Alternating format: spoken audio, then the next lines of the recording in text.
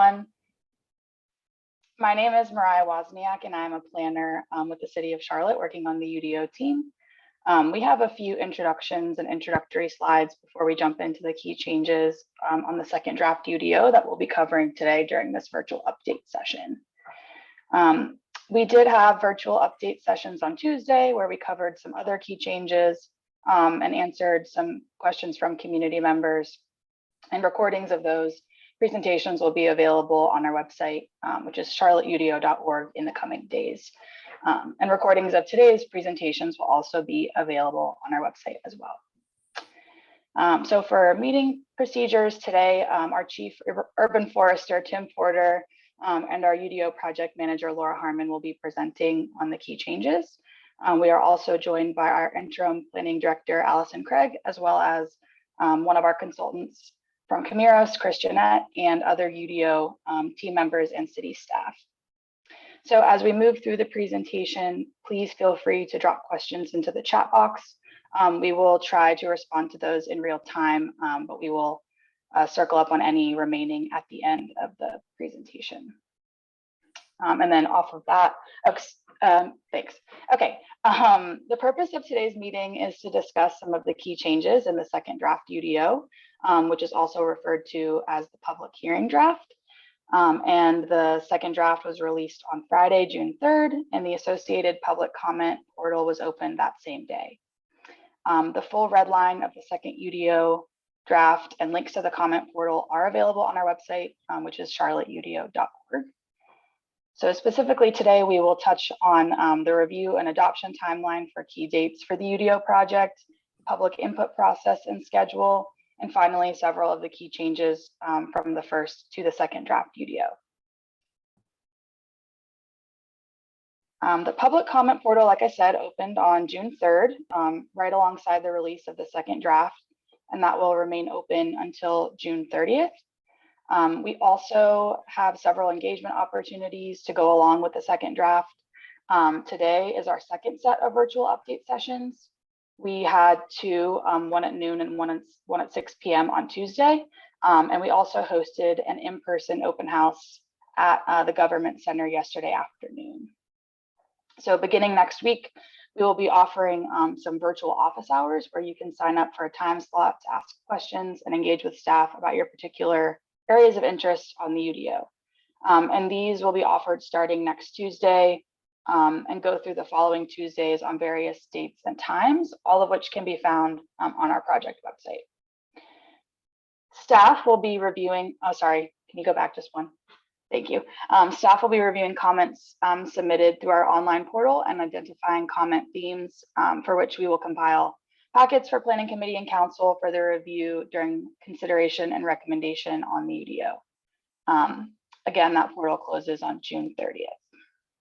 So as far as the timeline for the second draft engagement, we are currently in a public engagement phase, accepting comments, and that will go through the end of the month.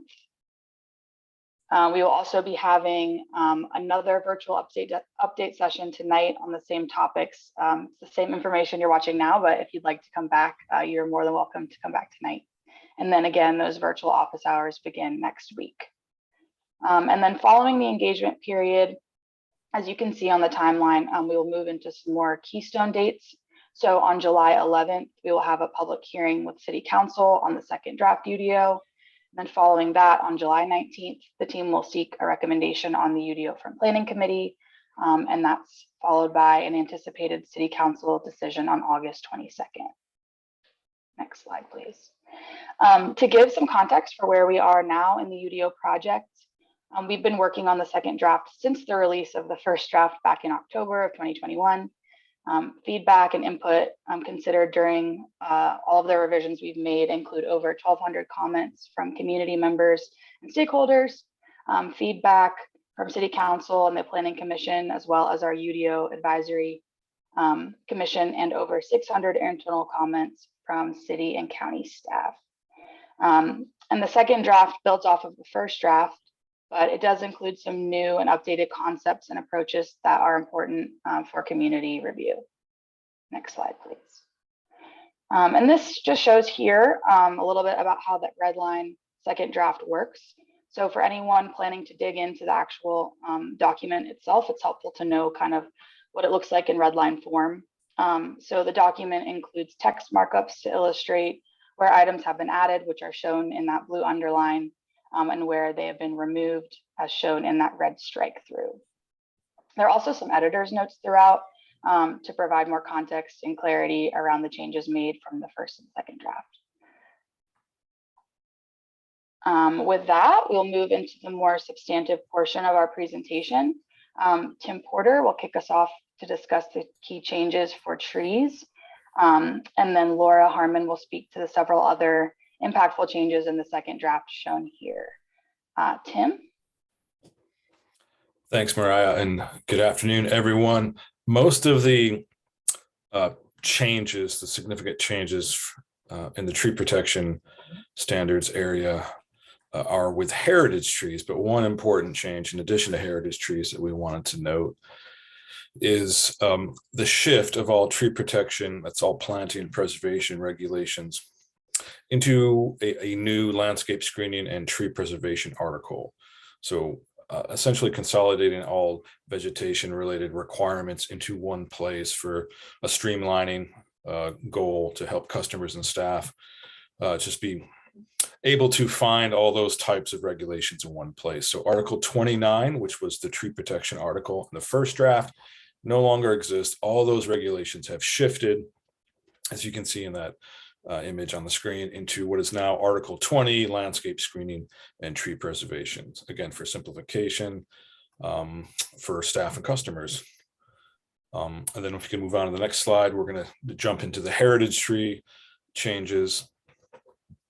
Based on a lot of the feedback that Mariah covered from multiple stakeholder groups, general public, council, and results of the economic impact analysis that was completed on the first draft, what we found is there was a need to find a better balance of the three main areas of the heritage tree regulation, which is preservation, mitigation for any removed trees, and just tracking and learning about where these trees exist, what they mean to Charlotte's canopy, and how they impact property owners. So there's two key changes here, essentially splitting this regulation into two different applications. The first one will be non-land development scenarios or homeowner decisions.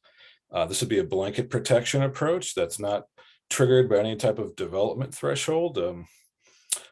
Heritage trees will be protected at all times. And again, heritage trees are defined as 30-inch diameter native species of North Carolina. There is a need to allow more flexibility and predictability for all customers, not just developers, but also property owners. So these trees have a more moderate and lower level preservation intent, but a greater focus and emphasis on tracking where these trees are and requiring strong mitigation. So in all cases, a permit is required to remove a fee unless it's damaged, diseased, or hazardous. And in all cases, mitigation is required, again, unless it's one of those hazardous type tree scenarios. This will allow us to better understand on a granular level where these trees are, how they impact property owners, what they mean to the Charlotte tree canopy, and the benefits they provide to the community. For the non-land development side of this heritage tree ordinance concept, that will have to live in the standalone tree ordinance because technically it's not a development regulation. So that standalone ordinance will be amended at the same time as the UDO, and a draft will be available for public review later this summer. The second side of this regulation, number 2 on that slide, is the land development application of this regulation. There's more flexibility and predictability for customers in that application. Heritage trees can now be removed in many cases if a conflict is demonstrated. The previous first draft approach, we'll see in a later slide, had a much stronger preservation requirement with a much higher threshold to meet to allow for removal. There's more flexibility in removing, but a higher mitigation requirement. And again, the second draft of the UDO will only include the heritage tree regulation components that are for land development. Next slide. So continuing with land development, Moving left or right on this table, the far left is what we have now in our current tree ordinance. We do technically have a heritage tree requirement, but it's essentially not doing very much. We average less than one heritage tree protected per year. In the first UDO draft, in that middle column, based on a lot of analysis and feedback during the comprehensive plan and the tree canopy action plan process in 2020, there was a strong desire to pursue a heritage tree regulation. We feel this is a very useful tool. Many other communities use this tool to help ensure preservation and sustainable tree canopy in residential areas. We proposed a very strong preservation approach, $1,000 mitigation requirement with one tree planted. There was no incentives for preservation, and again, in all cases, hazardous and declining trees in that bottom row can be removed without a permit or mitigation. So understanding we needed a better balance of our primary intent areas with the heritage tree regulation, preservation, tracking, and mitigation. The second draft on the far right, that column is reflecting what we're proposing now for City Council to consider, is allowing removal when there is a demonstrated conflict. Development sites will be allowed to build to their full development footprint as long as they meet all the other development requirements that are in play. If there is a conflict related to the location of a current heritage tree, if it's demonstrated, that tree can be removed with a significant mitigation requirement shown in the second cell down, $1,500 per tree, and one tree must be replanted. That overall fee can be reduced by $250 for each additional tree planted on the developing site. The preservation of specimen trees, which is that next class of trees down. They're very large trees, but they're in the 20 to 30 inch size class range. Preservation of specimen trees will meet the mitigation requirement completely on a one-to-one basis. For one tree preserved, that will count for waiving the mitigation for each heritage tree removed. An additional incentive approach is to allow development customers to have any preserved heritage trees count double credit for green area requirements. So the canopy area of one heritage tree can be multiplied times 2, and that coverage will count towards meeting the tree save or green area credit. And moving on to the next slide, you'll see the difference in this regulatory concept for non-land development side of the heritage tree provision. Right now on the top left, that's a typo. There are no current regulations. Street trees is just a typo. So there's no regulations right now for heritage tree in non-land development scenarios. The first draft proposed the same thing for all scenarios, both development and non-development. On the right, as we kind of split into the dual nature approach with this regulation, removals allowed in all cases, and the mitigation requirements are lower. We felt this was the right balance right now to learn more over the next 18 to 24 months about where these trees are and how they impact property owners. The mitigation requirements are similar, but just scaled down. $500 a tree with one tree planted for each heritage tree removed. And that fee could be reduced by $250 each additional tree planted. I think that's all I have for my slide, so I will pass it over to Laura Harmon. Thank you. Thank you, Tim.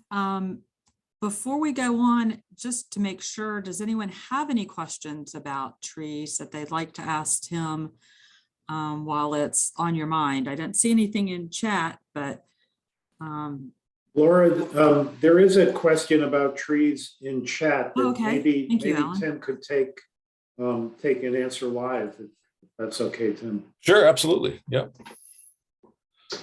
Is there a requirement for the types of trees that have to be planted when replacing? For example, replacement trees must be native to Charlotte. Yeah, so the requirement will be to focus on large mature shade trees that are native to North Carolina, going back to replace any heritage trees that are removed to really meet the overall intent and purpose of the regulation. So won't be able to replant small maturing trees like a crepe myrtle or a non-native tree like a Chinese elm or a ginkgo. So it'll be focused on large mature shade trees that are native to North Carolina. Okay, and then there's one other tree question from Eric Zaverl. I don't know if you can see it, Tim, and want to answer that. Sure, yeah. And I appreciate that, Eric. Yes, street trees in the public street right away are still protected to the highest degree possible. That's probably the highest level of protection we have in our ordinance is for city street trees and public street right of way. Again, the top left corner of that table, that's a typo. Heritage trees really only apply to private property. So there's no current street tree connection to heritage trees, and we're not proposing one in the future. Street trees will continue to be very well protected and at the highest level of preservation that we have. Yep, sure thing, no problem, Eric. Thank you for the question. Thank you, Tim. So I'm going to go through some of the changes in the rest of the ordinance, and feel free to put questions or that you have in chat, or we can also talk through them at the end. One of the things that we have done in this draft that's a big change from the first draft is greater incorporation of park and recreation elements. And we worked closely with Mecklenburg County, particularly the Park and Recreation staff, to allow options to where you have required on-site open space, or in certain conditions with tree save, the option to dedicate land to Mecklenburg County Park and Recreation. In some cases, the alternative also to provide a fee in lieu so that they could purchase land in an area and consolidate funds from multiple projects to meet open space requirements. So historically, we have had open space provided on individual sites. And in an ideal world, we'd like to be able to pool that land sometimes, or funding for land, and provide common open space in the way of a park that would serve multiple developments. So that's one of the significant changes we've made in this draft to start to move in that direction. We also had a lot of questions, particularly from folks who work on site design, about when different types of open areas may overlap. And so we said that you could have, for example, your open space and your amenitized tree area, those are two types of open areas, could overlap as long as you met the objectives of both of those.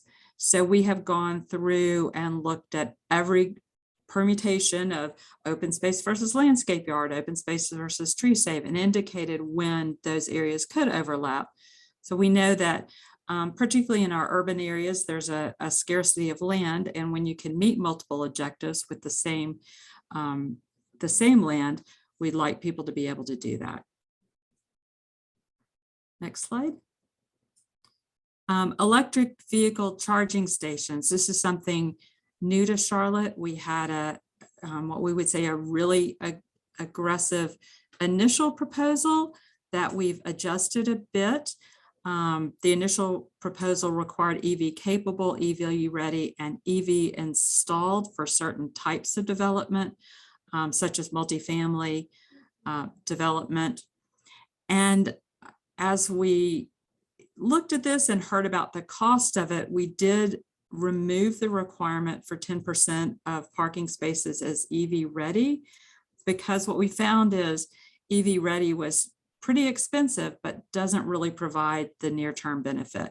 So instead of focusing on EV capable and EV installed, also modified the definition of EV capable, and want to note to folks that Duke Energy's Make Ready program can significantly defray cost when installing some of these, as long as you meet the criteria of the program. We did also add a bonus provision into the bonus table so that if you provide above and beyond what the ordinance requires, you can get some bonus to try to also incent people to add these to their projects. And this is a standard that we'll be looking at over time as the market evolves and the demand evolves. We will also be adjusting our standards. Next slide.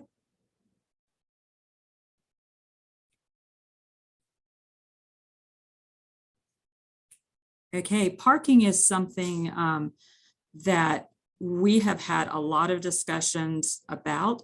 We received a large number of comments and we've discussed with City Council multiple times. And we found that this is just not an area where there is a strong consensus. So we are putting forward what we think is our best proposal for where Charlotte is at this point in time. It's another standard that over time we'll be looking, or set of standards we'll be looking at adjusting.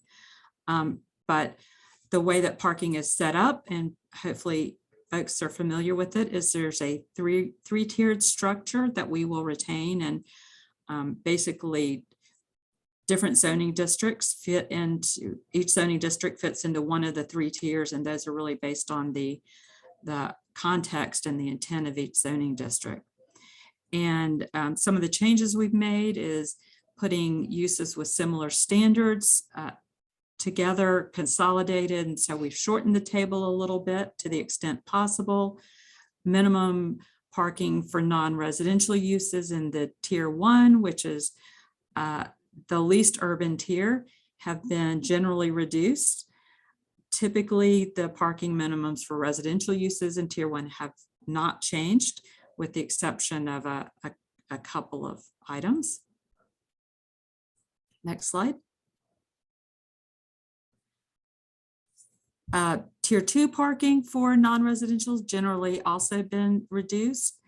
We have had, and this has been somewhat controversial and a lot of perspectives on this, for certain uses such as residential and restaurants, nightclubs, entertainment facilities, a distance from neighborhood 1 place type, which is our least intense developments, of previously was 200 feet. That has been adjusted to 400 feet, where there would be some minimum parking required because of the high demand of these types of uses and the potential spillover effect into neighborhoods. So we thought in this case, even if you are in that tier 3, you have external impacts that really you need to take care of on your site for certain uses.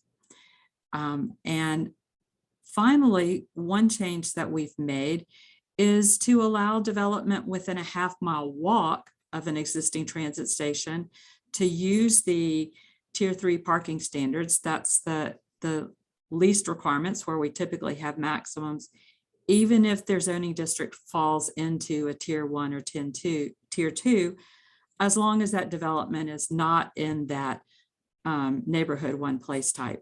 So you could have less parking, or if you are within a half-mile walk of an existing transit station, even if you are not in the category, that tier that provides that lesser parking. Industrial block links, something we worked on for a while. As the industry changes and some of these industrial warehouse buildings are getting longer and longer, we found that what we have in our current ordinance and even what we put in the first draft was probably not adequate to allow the length of buildings that we're seeing a lot of times. So we did adjust that from the maximum block length from 1,500 to 2,000 feet, and also provided flexibility so that if someone does have a building that will not fit in that 200-foot block length, that they would be able to get an adjustment working with the subdivision administrator. Next slide. Uptown Streetscapes. This is something that we found that we hadn't adequately addressed in the first draft. And so we have added 4 new street classifications in the second draft UDO. And you can see those listed there, and they're also mapped on the Charlotte Streets map. And many of the standards, particularly in the zoning districts, refer to the type of street that a property is along. And so it refers to these districts or indicates how these are equivalent to the, or I'm sorry, these street types, not districts, also indicates how these street types are equivalent to some of the other street types for some of the standards. Next slide. And we added a section on non-conforming site elements to add clarity to the ordinance. These are things like landscaping, fences or walls, parking and loading, and to clarify that these elements may continue and may be maintained, and incidental repair is allowed. And that is with the exception of when there's construction of a new principal building or when there's another standard in the ordinance that directly indicates when these have to be pulled out. But we wanted to acknowledge that these are in place, and just because you're maybe changing the use on your site doesn't mean that you should have to replace a fence or a wall, for example. I think maybe we can stop here, and then if we've got time, this maybe the transition to the UDO may be something that not everyone is as interested in, but if we could maybe walk through questions in the chat on these items, and then we'll come back to this, time allowing. That sounds good, Laura. We have a message in the chat from Eric Ziverill. Eric, do you want to come off mute and share? Sure. My question deals with the increase from 200 to 400 feet requirement to have minimal parking in Tier 3.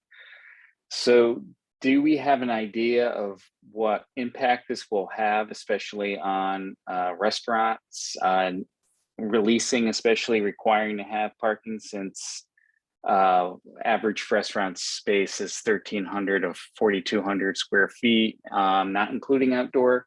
That could be an impact of 3 to 9 to 10 parking spots.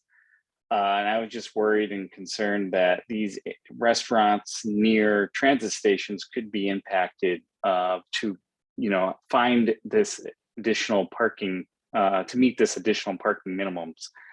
And I just was wondering, since that was just sort of thrown in there at the last minute between the first draft and second draft, if we have any data on that.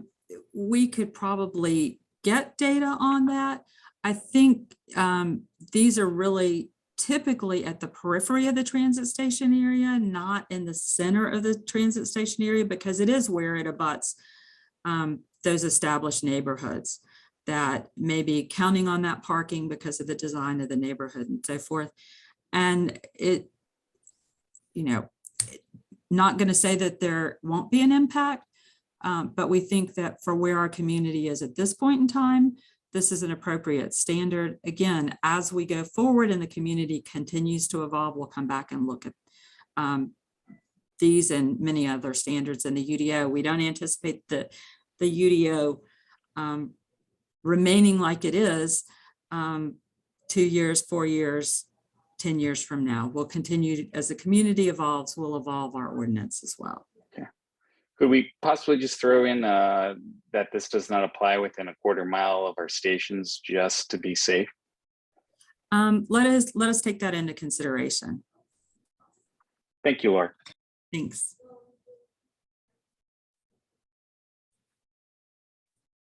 Mariah? Yep, we also have a question in the chat from Dan Putman.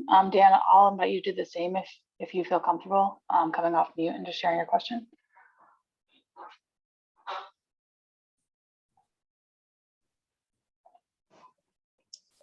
Hi, thanks. Yeah, this is just a concern I had in the first draft, and when it was 200 feet and now it's gone to 400 feet. I have numerous concerns from quality of urban design and public health concerns. Frankly, these types end up being places that are serving alcohol, and I understand why this is in there. I don't agree with it being in there. I was wondering if there is some other justification for why the distance increased from 200 to 400 and why this is kind of in there in general. And I think I probably covered that pretty much with Eric. I know you put your chat comment in there beforehand. I mean, there also, particularly with certain uses, you could have people that, you know, there could be noise related to people parking out there, but it's also, it's not just uses that serve alcohol. There's also residential is another use, and that has a requirement as well. And ask if Chris wants to join in too. I don't want him to feel like he can't. Really 200 feet was such a minimal distance is the feedback we heard from some on council. And so we went back and re-looked at that and realized, yeah, a block is probably reasonable. Again, Charlotte is transitioning. And so if you look at where South End was 15, 20 years ago when the changes and it's going to take us a while to make these transitions. And this is one of the transitions that we think this is an intermediate step, and we'll come back and look at over time. Yep, I'm here, Laura. And I would just reinforce what you said. You know, it's really kind of a balancing effort that we're trying to make here. And I think the feedback that we had received, you know, from multiple comments as well as some direction from council was that, you know, the 200 is roughly a half a block, and what is a half a block really achieving? So the direction that we got was to think about something larger, more in the context of a full block. And just, you know, also to reinforce what you said, these aren't just places that serve alcohol. You know, there are live performance venues which may or may not be serving alcohol. There's a requirement in there for multifamily parking as well. And we can't presume necessarily that any place that serves alcohol is serving people to the point that they're becoming inebriated. So, you know, there's really no basis for us to not allow that on sort of a public health level.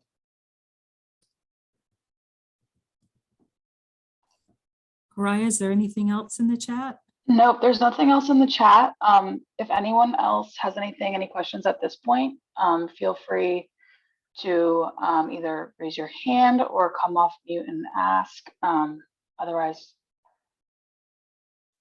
we will continue on.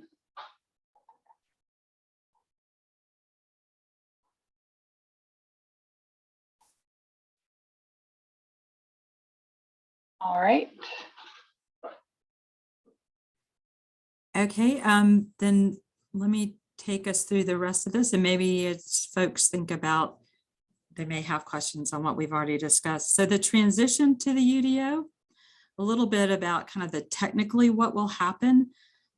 We are looking at an effective date 9 months after adoption of the UDO. Right now, we're actually proposing June 1st of next year. All conventional zoning will translate on the effective date of the UDO. So if you have, for example, a property that is zoned B1, it will become general commercial on, assuming June 1st ends up being the date, on June 1st of 2023. Then that's for conventional zoning. I may have said conditional.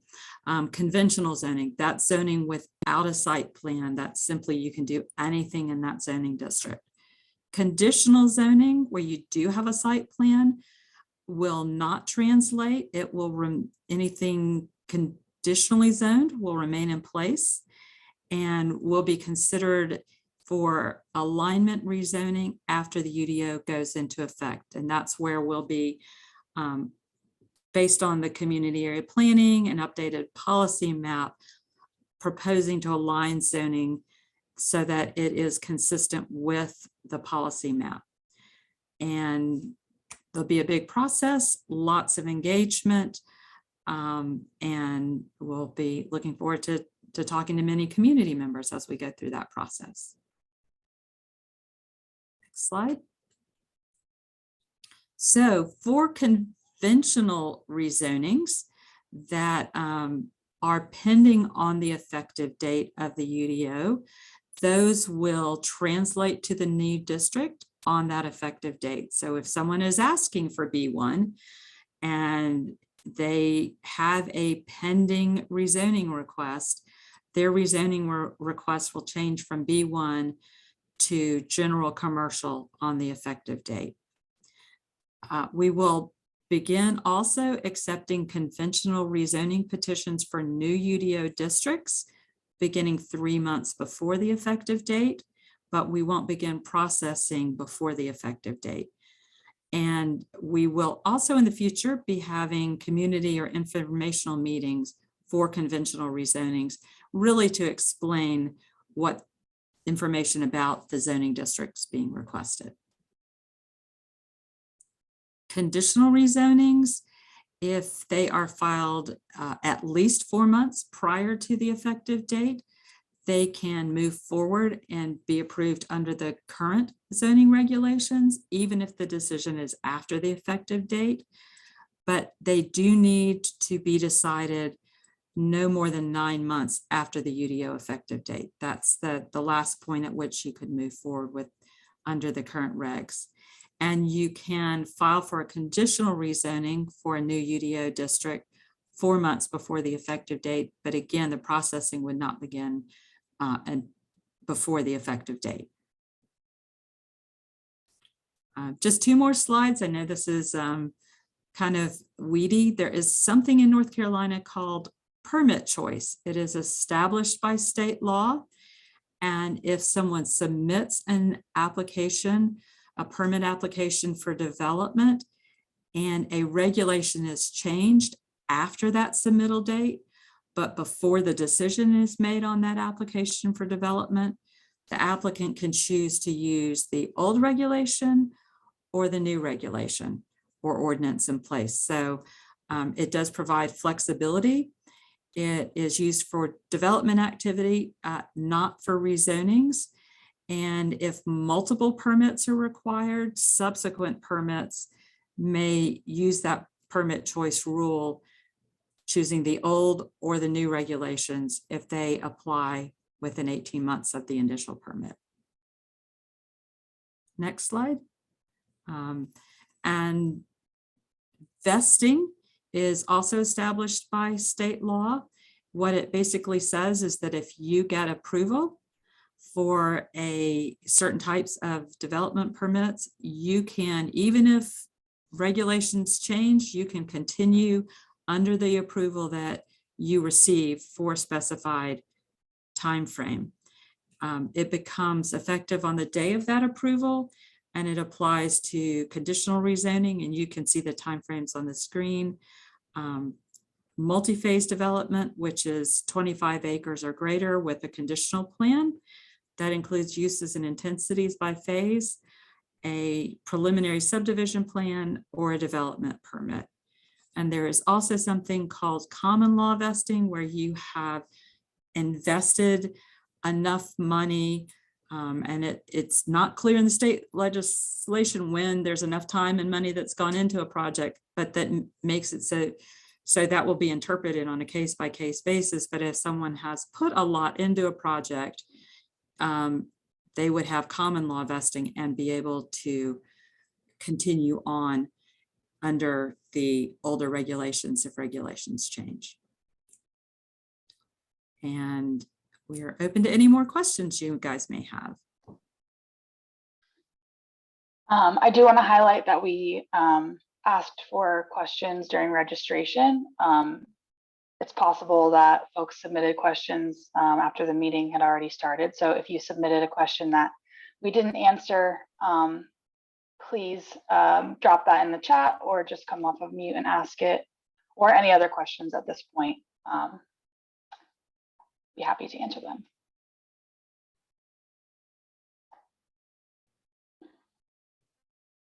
And just want to remind folks that we do have some office hours, virtual office hours scheduled starting next week. And I will drop the link to where to find those and register for them in the chat, as well as where you can find the second draft UDO and where to comment on it. So I'm just dropping those in right now.